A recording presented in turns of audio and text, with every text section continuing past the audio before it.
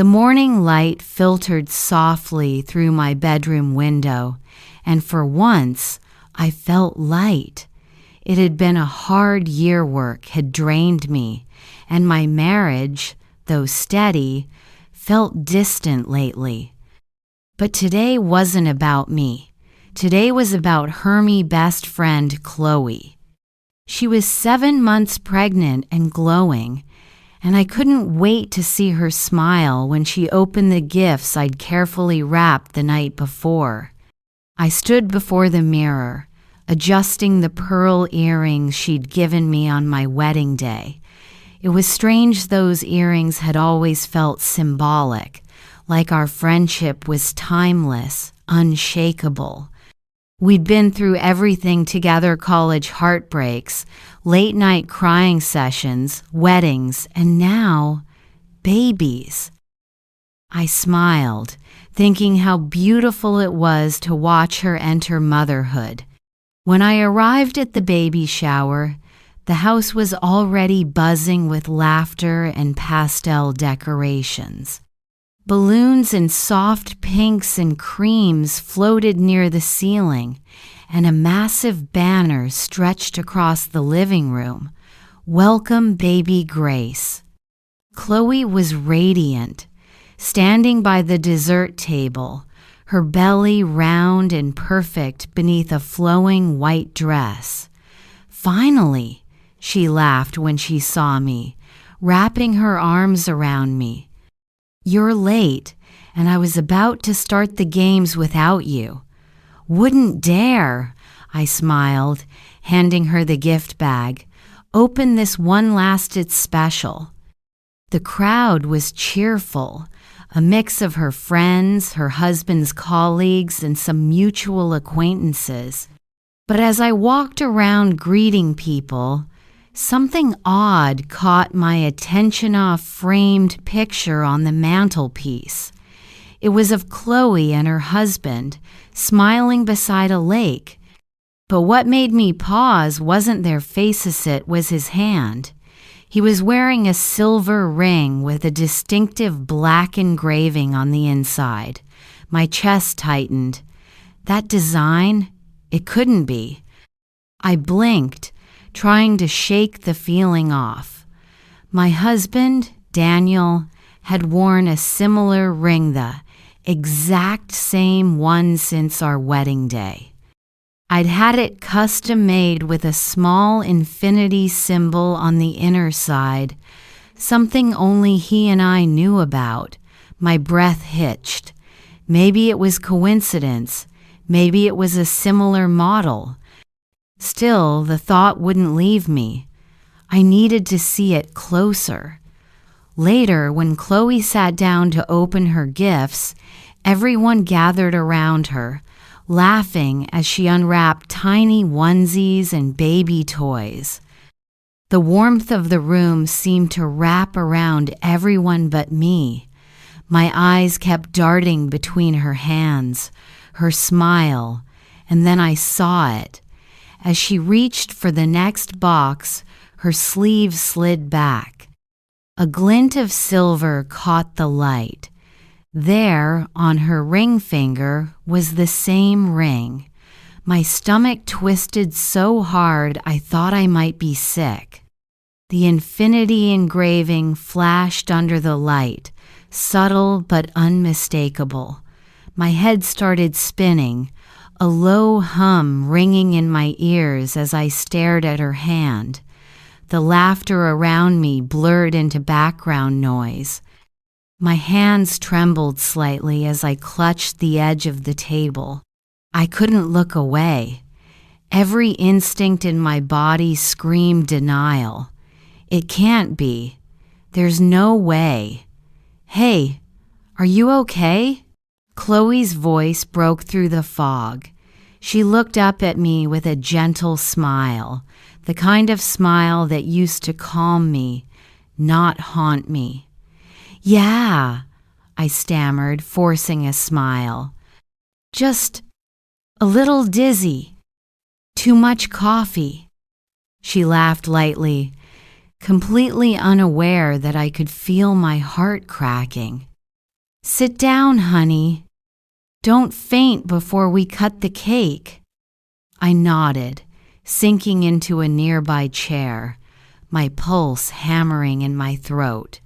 My mind raced back to the last few months, Daniel's late nights at work, the vague excuses, the client dinners he never wanted to talk about. He'd even mentioned Chloe once, saying she'd reached out for career advice. I hadn't thought much of it at the time. After all, she was my best friend. Why wouldn't she? But now, with that ring on her finger, every puzzle piece began to fall into place, each one sharper than the last.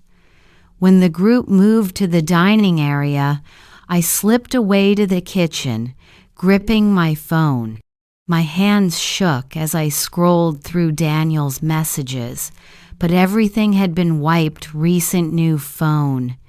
New number, he'd said. My breathing grew shallow. Something deep inside me knew this wasn't coincidence. Then, from the kitchen counter, I saw another framed photo. Chloe again, this time holding an ultrasound picture, smiling brightly. My eyes zoomed in on the details, and there it was, scrawled in black marker in the corner of the image. Baby Johnson, Daniel's last name. I froze. The room felt smaller, suffocating. My body went cold. The sounds of laughter and clinking glasses echoed from the other room, but all I could hear was the pounding of my own heart. The truth was staring right at me, printed in bold black ink. My best friend, my husband, a child that wasn't mine but carried his name. For a long moment, I couldn't move. The world tilted, and I had to steady myself against the counter. I wanted to scream, to cry, to run out of the house, but my body refused to obey. Instead, I smiled faintly, my lips trembling.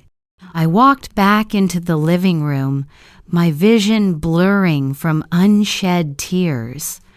Chloe was surrounded by friends, glowing with happiness. She looked up, our eyes meeting. And for the first time, I saw something flicker there, something I'd never noticed before. Guilt. I swallowed hard. "Congratulations," I whispered. And she smiled, but her eyes told me everything I needed to know. That night, I couldn't sleep. Every time I closed my eyes, I saw that ring flashing on Chloe's finger. I replayed the baby shower over and over in my mind, her laughter, the ultrasound picture, her glowing smile. It all felt so perfect on the surface, but now every moment dripped with deceit. Daniel was already asleep when I got home. His steady breathing filled the dark bedroom, and for a moment, I just stood there, watching him. He looked so peaceful, so ordinary. How many nights had I looked at this same man and thought I knew him completely? How many lies had he told while looking me in the eye? I sat on the edge of the bed, my hands trembling as I stared at his left hand. The ring was gone. My throat went dry. That silver band, the one he had worn every day for years, wasn't there. I wanted to shake him awake, to scream, "Where is it?" But I couldn't. I couldn't face the answer yet. The house was silent except for the ticking clock and my heart pounding against my ribs. I slipped quietly out of the bedroom and went into the living room, curling up on the couch with my phone. The screen glowed in the dark as I scrolled through old photos, our wedding, vacations, birthdays, and I noticed something strange. In every photo from the past few months, Daniel had kept his left hand hidden. Folded arms, hands in pockets, jacket sleeves covering his wrist. Had it always been that way? Or had I just never noticed? At 2 a.m., I opened his email. Nothing unusual, just work reports, invoices, a few newsletters. But one message stood out, from a name I didn't recognize. CJ Designs Custom Jewelry Order Confirmation. My stomach twisted. The email was dated 7 months ago, right around when Chloe announced her pregnancy. I opened it. There it was. Custom engraved ring, silver band inscription, Forever Us. I felt the air leave my lungs. The world blurred for a moment as I stared at those words, trying to make sense of them. Forever Us. It wasn't the infinity symbol like ours. It was worse, more personal, more intimate. A message thread followed. A brief reply from him said, "Make sure the size fits her perfectly. Her." I pressed a hand to my mouth to stop the sound that threatened to escape. My body trembled uncontrollably as realization crashed over me. The ring I had seen on Chloe's finger wasn't just any ring, it was hers. A ring he had made for her. I spent the rest of the night staring into the darkness, my thoughts unraveling like a nightmare I couldn't wake from. I thought about every sleepover Chloe and I had as girls, whispering about love and loyalty. I thought about how she'd held my hand at my wedding, crying tears of joy as I promised my forever to Daniel. How could she of all people do this to me? By morning, I had made up my mind. I needed to see her not as her best friend, but as the woman she had betrayed. I drove to Chloe's house, my hands gripping the steering wheel so tightly my knuckles turned white. The pastel balloons from the baby shower still floated lazily in her front yard. The irony made my stomach churn. When she opened the door, she looked surprised but tried to hide it. "Hey, I didn't expect to see you today. Are you okay? You seemed off yesterday." I studied her face, her soft smile, her carefully chosen words. I used to find comfort in that face. Now, it made me sick. "I just needed to drop something off," I said flatly, holding up a small gift bag. Inside was a photo frame I had meant to give her, the one that said "Best Friends Forever." The words felt like poison now. She took the bag with a nervous smile. "That's sweet of you." As she turned to set it down, I noticed her hand again. The ring glinted in the morning light. My heart pounded, but I forced myself to sound calm. "That's a beautiful ring, Chloe. Is it new?" She froze for a fraction of a second, just long enough for me to catch it. Then she smiled. Too bright, too quick. "Oh, this?" "Yeah, it's a gift. From someone special." "Someone special?" I repeated, my voice steady but sharp. Her eyes flickered, and her smile faltered. "You know, just Daniel?" Her face drained of color. She stared at me, her lips parting but no sound coming out. The silence between us was deafening. I stepped closer, my voice trembling now with controlled fury. "Don't lie to me, Chloe. I saw the ultrasound photo. His last name, the ring. You didn't even bother to hide it." Tears welled up in her eyes, and for a moment, she looked small, fragile, even. "It wasn't supposed to happen like this," she whispered. The air in my lungs turned to fire.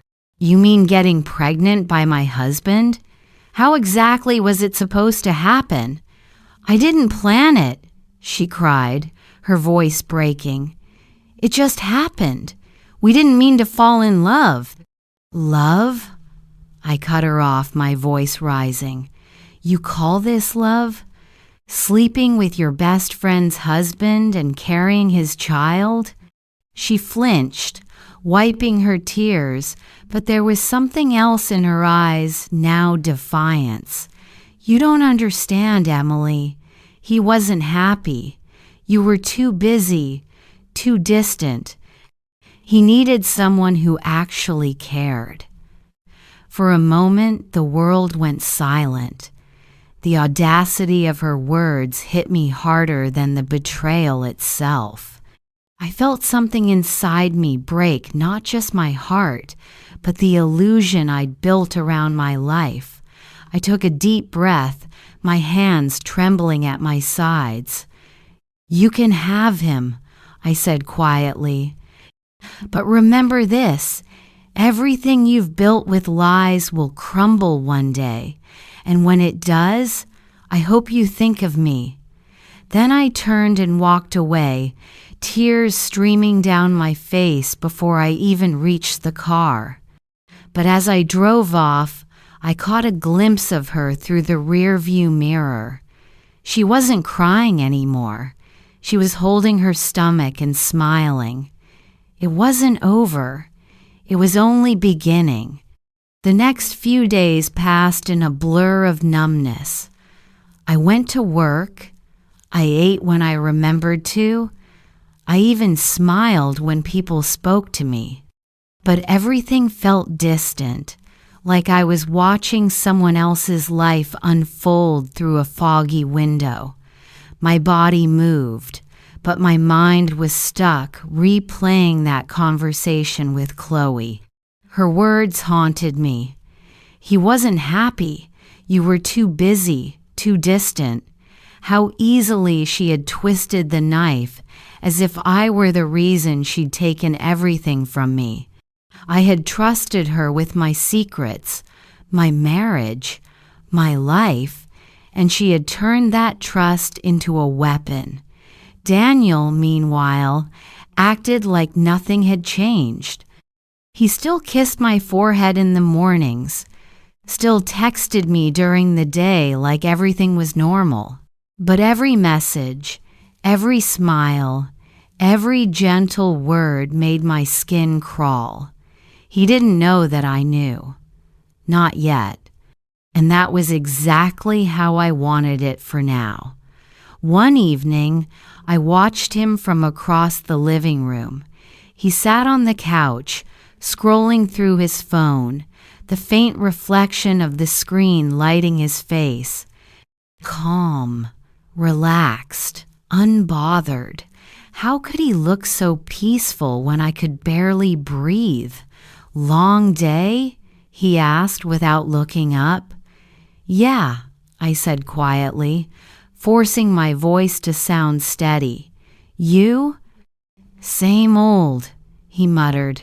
"Chloe's husband's been asking about that business proposal again. I might have to meet with him next week." The words hit me like a slap. Chloe's husband. He was still pretending lying so easily it almost seemed natural.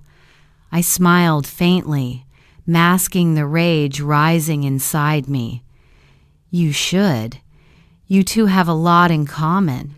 He looked up briefly, his brow furrowing, then shrugged it off. "Yeah, I guess." Later that night, when he showered, I sat on the edge of the bed and stared at his phone on the nightstand. My pulse raced. I knew I shouldn't, but I couldn't stop myself. I picked it up, opened it, and began searching. He had changed his passcode, but not the backup pattern.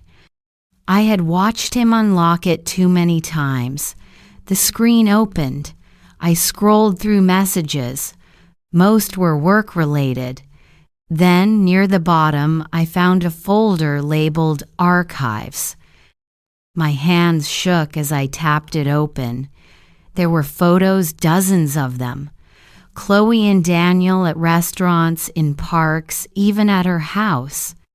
In one, he was standing behind her, his hands gently resting on her belly, both smiling, both glowing. I felt my chest tighten, air slipping away. Every lie he'd ever told replayed in my mind like an echo.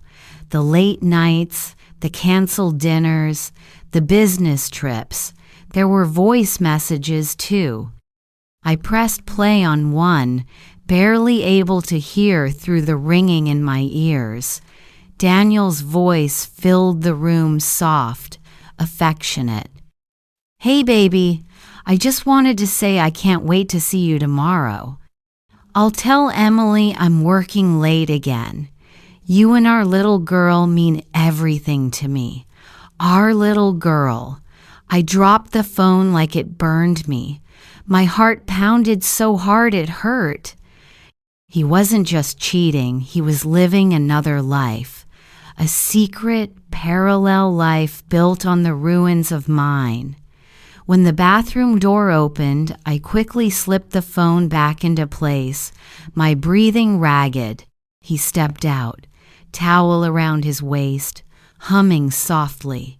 He smiled when he saw me. "Everything okay?" I nodded. Perfect.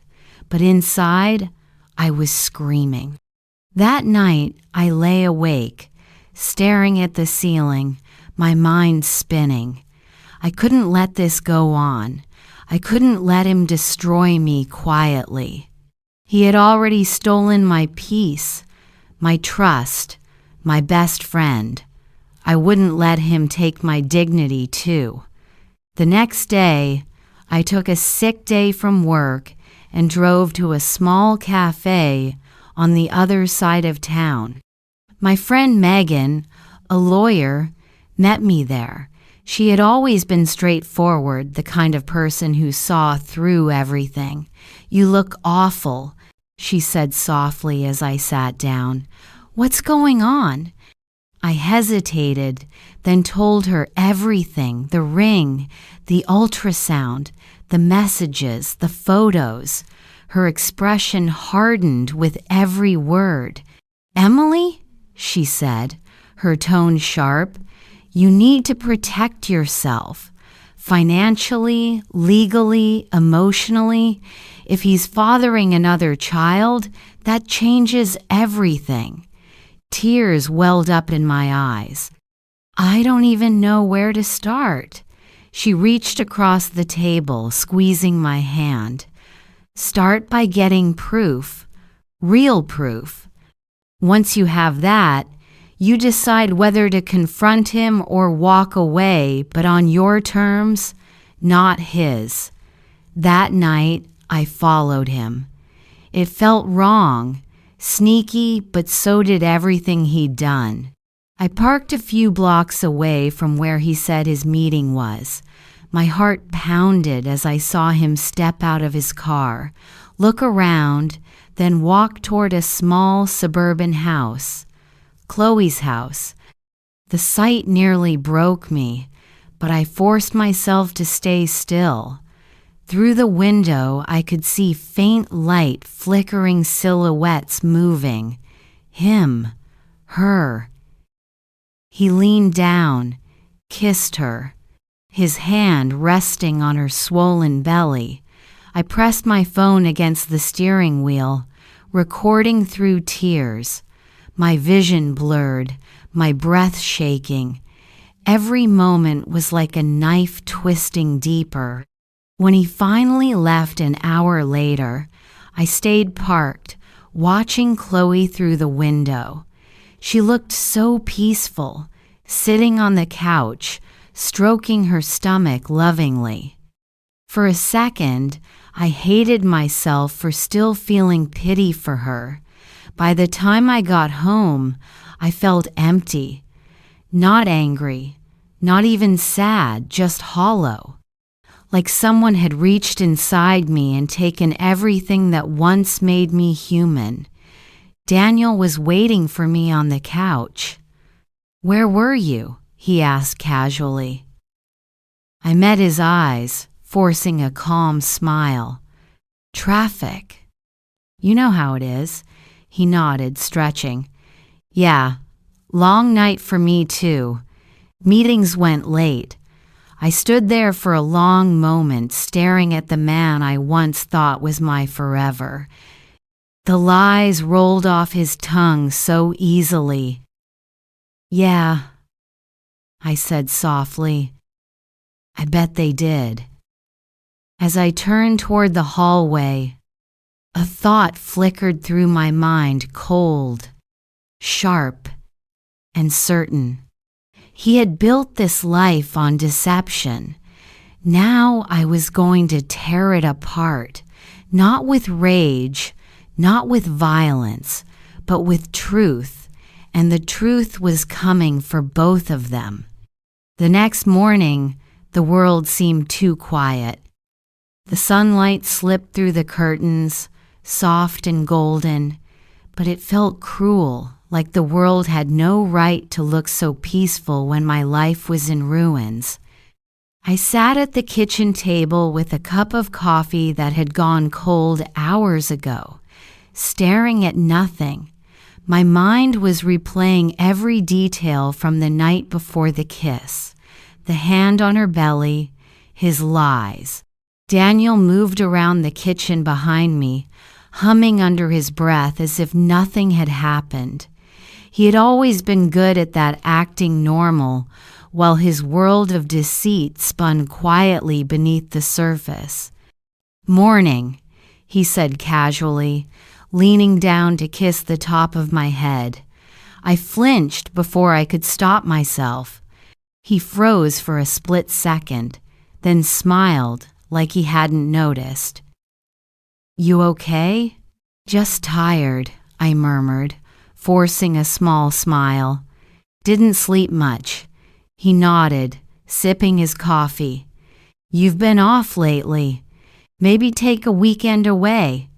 Go visit your sister or something. You deserve a break." A bitter laugh almost escaped my lips. A break? Was that his plan? To send me away so he could play house with Chloe in peace?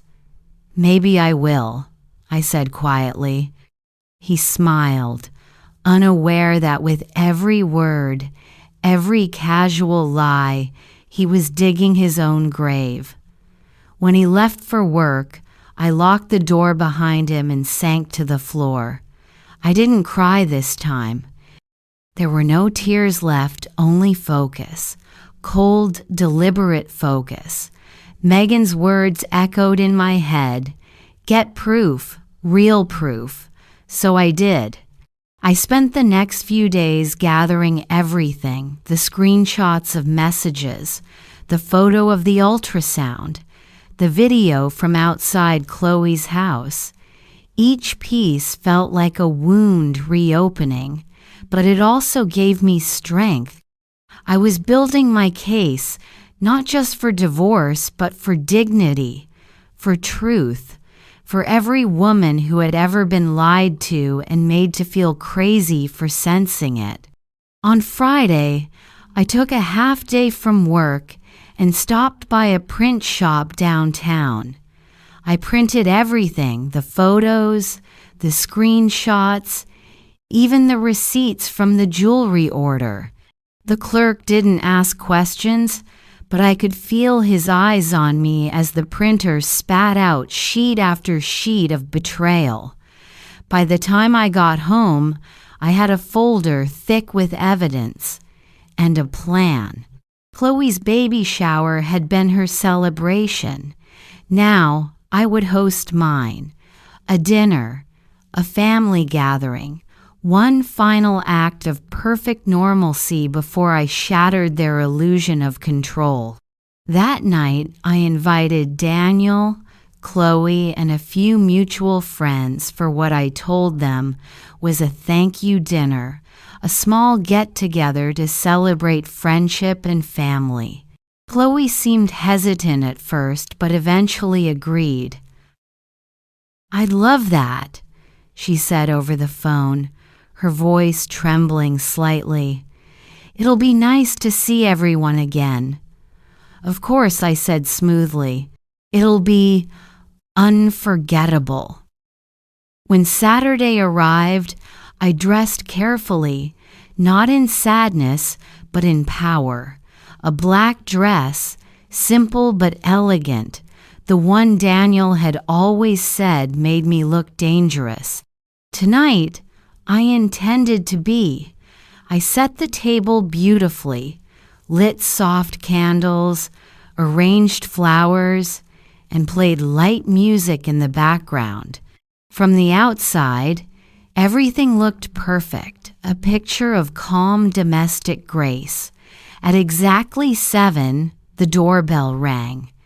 Daniel arrived first, holding a bottle of wine. He kissed my cheek and smiled. "This is nice," he said. "You're full of surprises lately." "You have no idea," I replied, my tone smooth as glass. Chloe arrived a few minutes later, looking nervous. She wore a pale blue dress that hugged her belly, and her eyes darted around the room like a trapped bird. When she saw Daniel, something flickered between them, small, subtle, but I caught it. We sat around the table, laughter and polite conversation filling the air. For everyone else, it was just another pleasant evening. But for me, every word was a countdown. At one point, Chloe excused herself to the bathroom, and Daniel leaned toward me. "You've really gone all out tonight," he said softly. "It feels like old times." I smiled, holding his gaze. "Yes," I said, "old times, before everything changed." He frowned slightly. "What do you mean?" Before I could answer, Chloe returned, and the moment passed. We finished dinner, and I poured wine for everyone, my heart pounding steadily. Then I stood up and tapped my glass gently. "I just want to say a few words," I began, my voice calm, steady, even kind.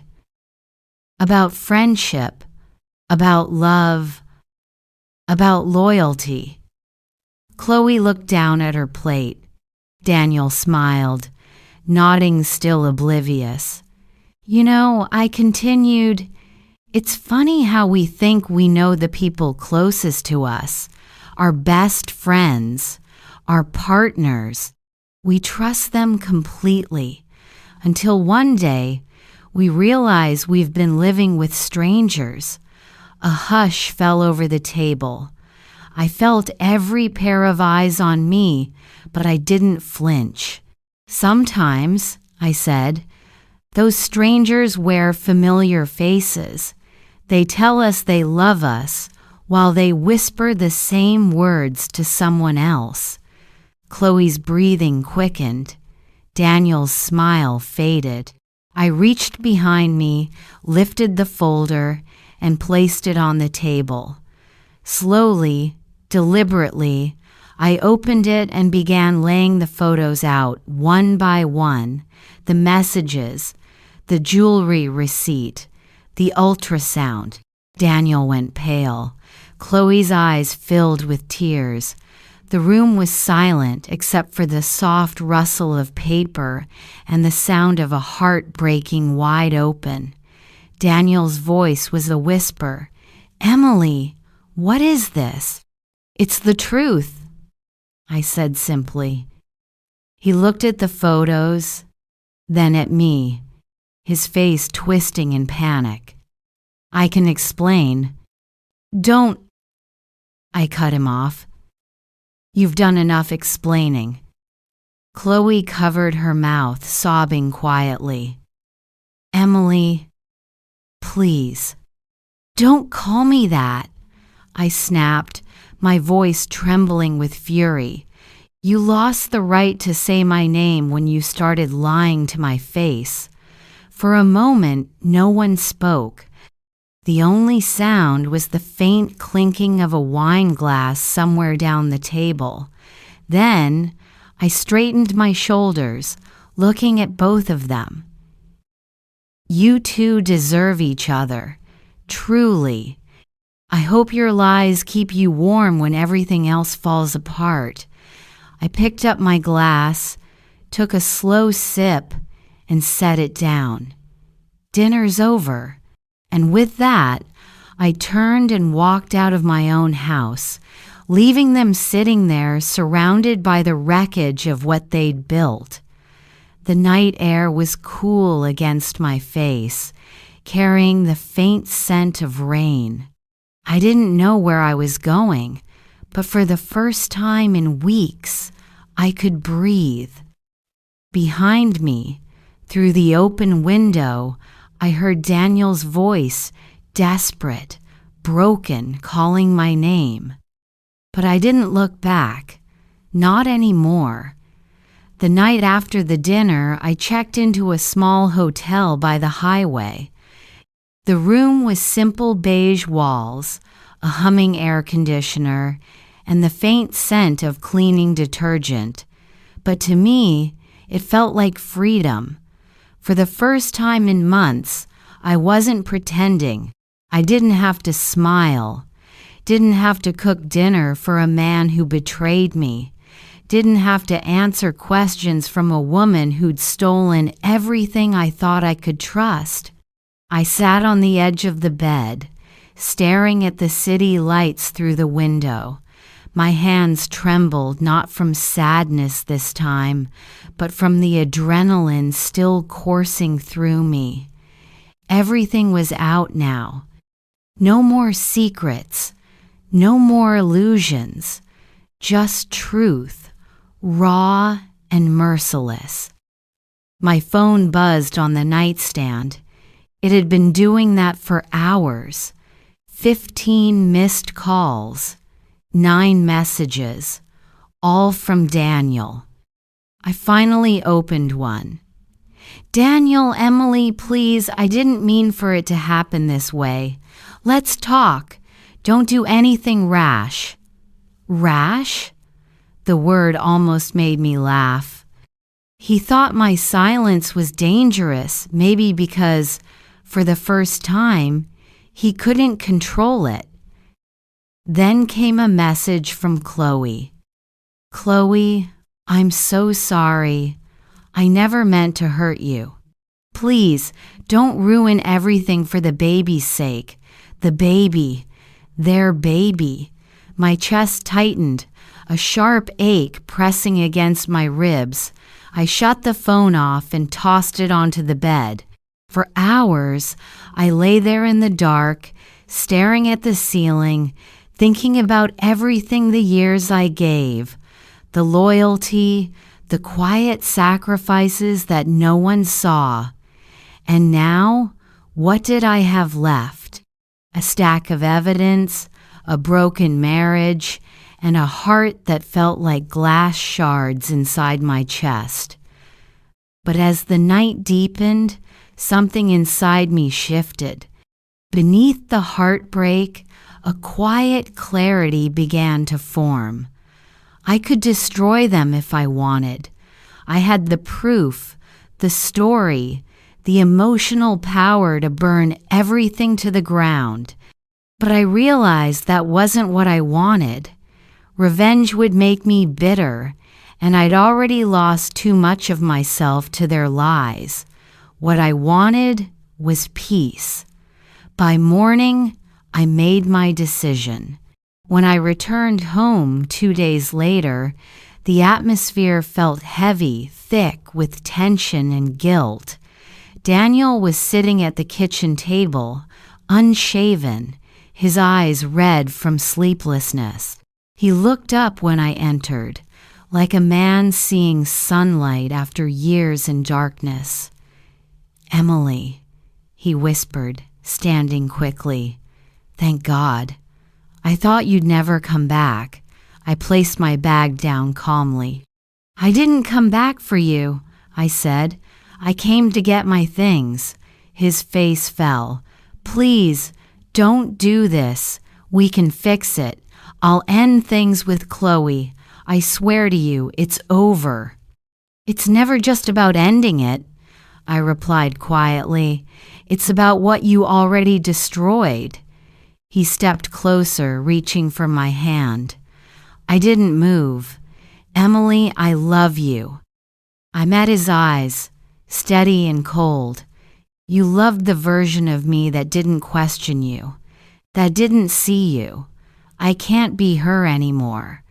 He looked like he wanted to argue, to explain, to beg, but the truth was right there in my silence. He couldn't reach me anymore. Then came a knock on the door. Daniel frowned. "Who?" But I already knew. I opened it to find Chloe standing there, pale and trembling, her belly more pronounced now. Her mascara was smeared, and her hands clutched a small paper envelope. "Emily," she whispered, "please, I'm not here to fight. I need to talk to you." Daniel stiffened behind me, but I stepped aside, letting her in. She glanced at him, then looked back at me. "I'm not asking for forgiveness," she began softly. "I know what I did was unforgivable, but you deserve the truth." She handed me the envelope. Inside were printed emails, messages, conversations between her and Daniel dating back over a year. The first one was dated months before her pregnancy. "He told me you were falling apart," Chloe said, tears sliding down her face. "He said you were distant, that he felt trapped. I believed him. I thought he loved me. But when I got pregnant, he changed. He told me to keep quiet, said he'd figure things out." She looked at Daniel then, her eyes full of disgust. "You used me too." Daniel's face turned red. "That's not true." "Enough," I said sharply. "Both of you. I don't want to hear any more." I took a deep breath, the weight of everything pressing down on me, years of lies, betrayal, emotional manipulation. But beneath it all, I felt strangely calm. I looked at Chloe, then at Daniel. "You two can live however you want. I'm done being part of your story." I turned and walked to the bedroom, pulling out a small suitcase. Daniel followed me, desperate. "Emily, please, we can fix this." I stopped, my back to him. "You can't fix what you broke, Daniel. You can only live with it." I zipped the suitcase and turned to face him one last time. "I don't hate you. I pity you. Because someday, when the lies catch up, you'll realize you destroyed the only person who ever truly loved you for something that will never last." He didn't reply. His silence said everything. I left the house without looking back. Months later, I stood by the ocean, the same one where Daniel once promised me forever. The wind tangled my hair, the waves crashed against the shore, and for the first time, I smiled. Not because I'd won, but because I'd let go. I had a new apartment now, a new life. My laughter came easier. My nights were quieter. And when I looked in the mirror, I didn't see the broken woman who found her husband's ring on her best friend's finger. I saw someone stronger, wiser, and free. because sometimes dignity is the most powerful revenge of all. 2 years later, the world felt different now, not louder or brighter, but quieter in a way that finally made sense. I'd moved to a coastal town in Oregon, a place where the mornings smelled like salt and coffee, and strangers still smiled at each other. My job as a freelance writer paid modestly, but it gave me something I'd been starving for most of my life: peace and control over my own time. Sometimes, in the early mornings, I'd sit by the window with a cup of tea, watching the waves roll in, and think about everything that had happened. Daniel, Chloe, that baby shower, the lies, the heartbreak. It all felt like another lifetime, like a story that had once belonged to someone else. But sometimes, ghosts still whispered. One cloudy afternoon, I stopped by a small bookstore in town. The smell of old paper and rain greeted me as I stepped inside. I wandered between aisles, half looking for something to read, half lost in thought, when I heard a familiar voice behind me. "Emily?" My heart stuttered. That voice, soft, trembling, uncertain. I turned around slowly. It was Chloe. She looked older. Not in years, but in spirit. Her once golden hair was pulled back into a messy bun, her eyes tired, her body thinner than I remembered. She held the hand of a little girl, maybe 2 years old, with soft curls and Daniel's eyes. For a moment, neither of us spoke. The silence between us was thick, heavy with everything we never said. Finally, she broke it. "I didn't think I'd ever see you again," she whispered. "I moved here a year ago," I said simply, my voice calm. "Didn't expect to see you either." She nodded slowly, glancing down at the child, who clung shyly to her leg. "This is Grace," she said softly. She's his daughter." I nodded, my gaze resting on the little girl, innocent, unaware of the storm she'd been born into. Grace smiled faintly when she caught my eye, and something inside me softened. Chloe sighed, looking away. "Daniel left us. He's gone. Some new woman, new city. I should have seen it coming." Her voice broke on the last word. "I thought I could build something real out of all those lies. But lies don't hold anything together, do they?" I looked at her, really looked, and for the first time in years, I didn't feel anger. I felt pity, compassion even. "No," I said quietly. "They don't." Tears welled in her eyes.